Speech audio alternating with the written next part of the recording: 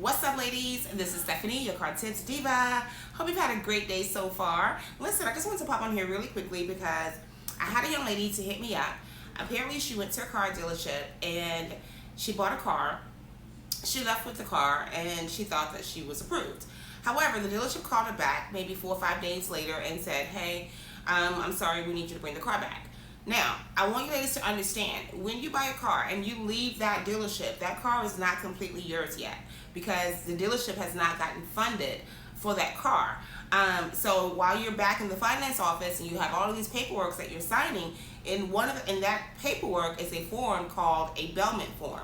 And what that form basically is just stating that, hey, listen, we're going to loan you this car out until we get approval or funded from the banks. So if something were to happen and the banks are unable to fund that deal, then of course the dealership has a right to get their car back. Now, also, she said that she put down money. She put down like $2,500 or something like that, and the dealership did not refund her entire $2,500. Keep in mind, now, it also states in that form that they're going to charge you like for mileage and things of that nature, so you probably won't get back your entire down payment.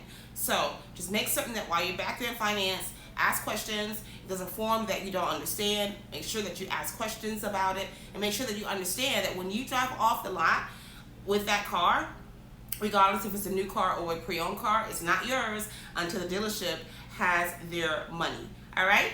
Hope you have a great day. Talk to you soon. Bye.